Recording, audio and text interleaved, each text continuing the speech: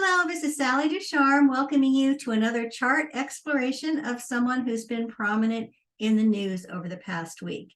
It is Monday, January 16th, 2023, and the young man whose chart has caught my attention over the past week has been the chart of George Santos, who has been elected to the House of Representatives from New York City. And it turns out once he received a lot of media scrutiny that he has lied about literally everything in his life. You know, where he went to school. He said he went to a certain school he didn't go to, said he graduated from college. He did not. Said his grandparents were Holocaust survivors, which they were not. Said his mother was injured in 9/11, not true.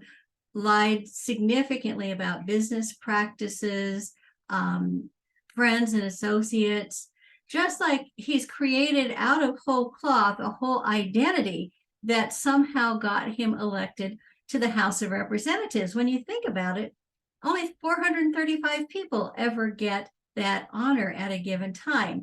So what in George Santos's chart would tell us that he would be such a skilled and prolific liar, and that he would, for a good amount of time, get by with it? So I think it's always fun to start first with a Hellenistic challenge to see what the 7 traditional planets tell us. Now, this is not a timed chart, so we're not looking at angles, we're not looking at houses, we're just looking at the planets themselves. And in fact, in this case, we're going to have to take the sun off the table, because the day he was born, July 22nd, the sun was moving from Cancer into Leo, so he could be one or the other. And so we'll start, though, by thinking someone who can tell tall tales that might have some problems with the truth. Where would we start with something like that? And we think, well, Jupiter tends to like to expand or blow things up a bit. And so let's look first at his Jupiter. And so we see that Jupiter is in Gemini. And so in fact, it had just gone into Gemini when the day he was born. So it's brand new energy. And so Jupiter in Gemini is in detriment. It's not able to really, I wouldn't say not, they had problems with the truth, but the idea of Gemini, Mercury, fact gathering, and then the whole inflationary tendency of Jupiter don't always cohere very well. It could be somebody who uses made up facts to make a point, or could get kind of overwhelmed by facts and kind of lose sight of the truth. But in any case, I think this Jupiter in his case in the beginning is kind of the culprit in his fabrications. And notice that what is Jupiter doing, whether the sun is 29 or 0, it's making a very nice sextile to that Jupiter. So he's able to use his kind of storytelling gifts to inflate, to blow up his sense of self, his sun, to inflate it. And then notice also what is Mars doing in his chart. Mars is in really good shape in Aries, in its own sign. So this is somebody who can assert, who can put his self out there, who's courageous, who takes risks. And notice that Mars is in trine to his sun. Again, whether the sun's in 29 Cancer or 0 Leo, that there's still 3 or 4 degrees.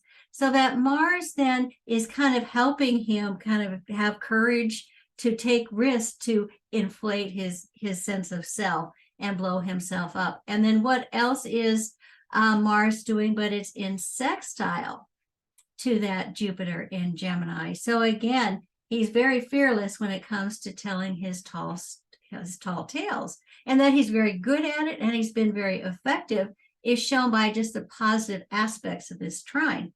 And this is kind of points out to all of us that just because you have good aspects doesn't necessarily mean that you're a good person or that you're using them for good.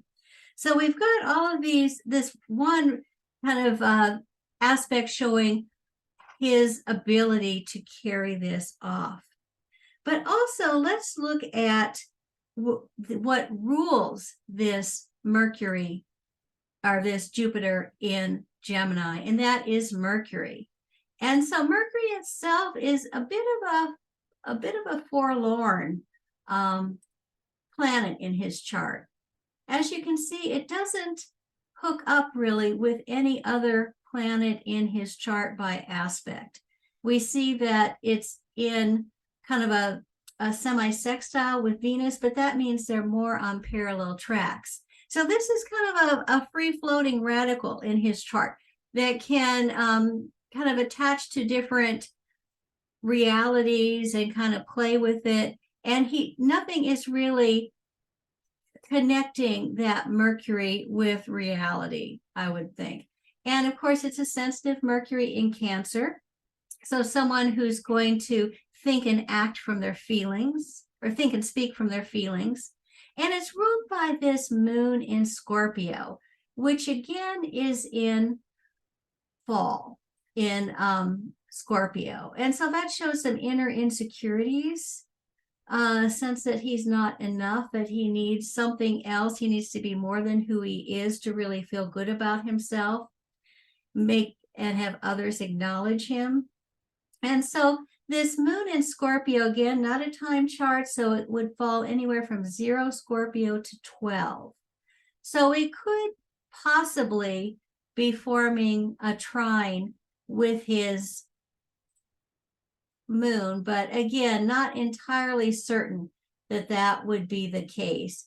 But in any case, because these are two water signs, they do have a kind of a sympathy for each other. So his emotional insecurity, he's able to kind of work with, deal with by creating this whole other identity for himself. But also, there's another planet that's kind of unattached in his chart, and that planet is Saturn. And you see Saturn down here is kind of, again, by itself, a free-floating radical in the chart. It doesn't really connect with any other planet by Ptolemaic aspect, not sextile, opposite, square, or trine. And you think about Saturn retrograde, so it's struggling a bit to express. But what does Saturn in Sagittarius seek and demand more than anything? And that's truth, that really strong reality check. And so that Saturn in a Sagittarius representing the truth is just kind of not factored into his George Santos's calculations. And it does form one of those aspects that's kind of a little off center. If you think, if we move up to 0 degrees of Capricorn, we see that within 3 degrees, it is in that 150-degree aspect, that quincunx to Saturn, Jupiter and Saturn. So that Jupiter that is so good at inflating untruths about himself is disconnected. It has some sort of disconnect with Saturn, the truth. It's like the two don't really work together. I've heard Rick Levine say it's like, something that's over here that you don't really see it. So when he's busy kind of spinning his tall tales, truth is just kind of over here.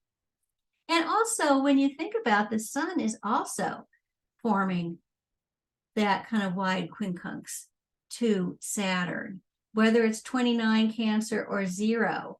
And of course, those of us who like aspect patterns can kind of put that together and say, oh, this is a yod, when we have two planets linked by sextile, both of them in a 100-degree aspect to Saturn. So this Saturn becomes kind of what's called the finger of God or finger of fate, which requires some adjustment on our part to meet. And so the truth does come out eventually, as it is right now.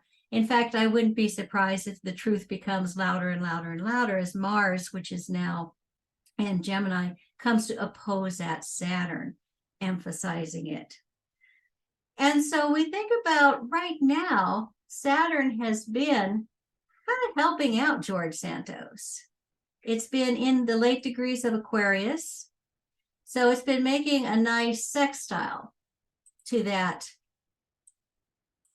Saturn. So he's been able to get by with telling untruths, getting himself elected to the House of Representatives, even though he's being publicly shamed and denounced. The people in the House of Representatives decided that to throw him out would be to open up a seat to possibly another election, which could bring in the opposing party. So for political reasons, they're just kind of taking a step back in the House of Representatives, saying, well, let's let the voters deal with that in 2 years. And so one thing that we know about Saturn is that it is moving into Pisces beginning in March. And so we'll see it hit those early degrees of Pisces in March. Through 2023, it will go up to 7 and then back to 0. And so what's that doing but squaring that Jupiter that has been that he's been working so successfully to get him as far as he has, using completely untrue stories. So that Saturn brings a reckoning, which we'll see throughout 2023 as we have that square from Saturn, transiting Saturn to his Jupiter. But now we've done the Hellenistic challenge, and isn't it fascinating how much information you can get from a chart with using just the 7 traditional planets? But one thing that is fun to do then is then put in the outer planets and see how that enriches the picture, gives it more details. And so we'll pull up his chart with the outer planets. Remember, again, this is just an untimed chart, so we aren't looking at houses and we aren't looking at angles. We're just looking at the planets. And so this is interesting because you see this Saturn down here, which has been so pivotal in kind of bringing him to task. The point of that yod is now joined by its good friend Uranus. So right here, they're exactly conjunct. So this whole reckoning that we talked about with Saturn being the finger of God in his chart is now brought to into a new dimension with Uranus. So you think about it happening electronically through the airwaves, through the internet, kind of bringing his call to truth and to recognizing who he actually is as opposed to who he has been saying he is, bringing him to account. It's very electric. It's very loud. It reaches vast numbers of people. This has been national news. And so Uranus has just been accelerating, making it happen probably pretty suddenly and quickly. As soon as he was elected and reporters started looking in, the stories started being countered pretty quickly. So all of this with Uranus at his Saturn shows that he's somebody who's going to have to deal with some pretty unexpected turns of luck in his life with the 2 planets together. And then we also see that Pluto is with that Scorpio moon. And remember, the moon could be anywhere from 0 Scorpio to 12 Scorpio. And so Pluto there at 9 would be kind of right in the middle of that path wherever the moon travels. So this really intensifies and deepens that insecure Scorpio moon, that feeling like I'm not enough. I need the recognition. I need the support of others in order to feel like I'm actually a whole person. So some deep insecurities possibly planted in his childhood or in his family history, but that kind of makes us look at that moon a little more significantly, doesn't it? But also, you think that Pluto is in pretty good aspect to that Mercury. And so that goes back to the fact that he's gotten himself pretty far by kind of working his insecurities by creating that Mercury, telling stories, making connections based on things that weren't true at all. So you can see in his chart how he's got lucky and unlucky type of aspects, which show us how far he's been able to come. But also, when we think about somebody who's good at fabricating and untruths and being caught in lies, what's the planet, we think of first? And of course, that's the planet Neptune. And so Neptune here, it is at 8 degrees of Capricorn in his chart. It's retrograde. And so this is a planet that is working in square with that Mars. Remember, we talked about that Mars being, such a great position for Mars in its own sign. It likes to assert, it likes to take risks, it likes to kind of jump into the unknown and create something new, all of that good energy that he kind of corrupted through telling his own tall tales and stories. But that square to that Neptune in his chart really tells us that he's somebody who wants to have things without really working for them, because that Neptune Mars can kind of waste away the energy of Mars, dissolve it, that there's something in him that just wants life to happen for him without having to make the effort. To say he graduated from college without, sitting for exams and going to classes. To say he built up a successful business without working, 16 hours a day to make it happen. That the realm of the imagination to him is much easier to access than the realm of actually getting into the world and doing the hard work. So as we're looking forward in his chart, we know that Pluto is now in the very last degrees of Capricorn. And so this is going to be opposing his sun, which is a difficult aspect in anyone's chart. And so we've got Pluto down here, and whether his sun is 29 Cancer or 0 Leo, over the next couple of years, Pluto is going to be floating around in opposition to those 2 points, from late Capricorn into 0 degrees of Aquarius. In fact, it will still be at 0 degrees of Aquarius in late 2024. So this is definitely a demolition of the ego, of the self, of breaking something down through the, because it's an opposition, through the work of others. Because he, in this case, would have gone on his merry way, telling his stories and being a congressman from New York. But the forces, the greater forces of the collective, Pluto, are going to say, no, you can't do that. We need people that we can actually trust and rely on, not people who build kind of castles in sand. And so we've got Pluto then making a very dramatic opposition, which is going to tell the story of his continued downfall over the next few years. And then also Neptune in the late degrees of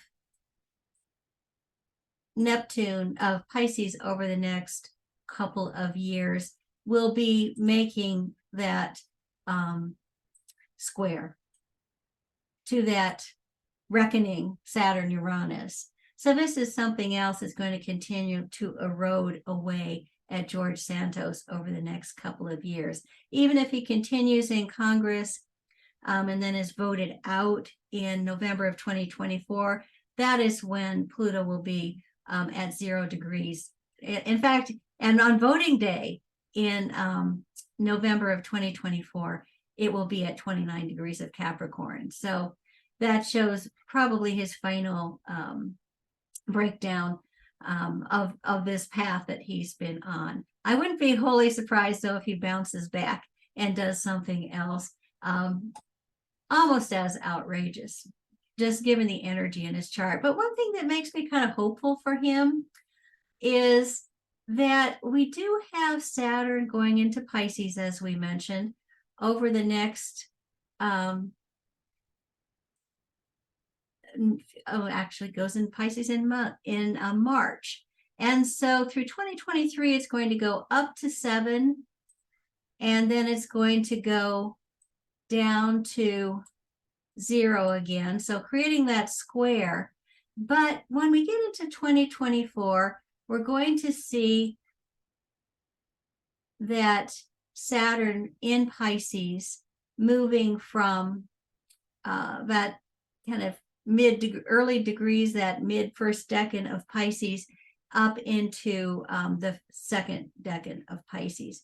And I'm hopeful at that point that with Saturn in Pisces trining that moon and Pluto, that he will have a kind of come to Jesus type of experience and understand that he probably is working from some deep insecurities and could use some help. I like to think of Saturn in Pisces as being kind of therapeutic practices, and with that making such a good aspect to that Moon-Pluto conjunction, that he will get the help he needs for the emotional difficulties that obviously are at the root of his very outrageous behavior. So that's my hope for George Santos. And I thank you all for joining me today to talk about this very interesting chart. And I look forward to talking with you next week. And I hope you all have a star-studded week. Thank you. Bye.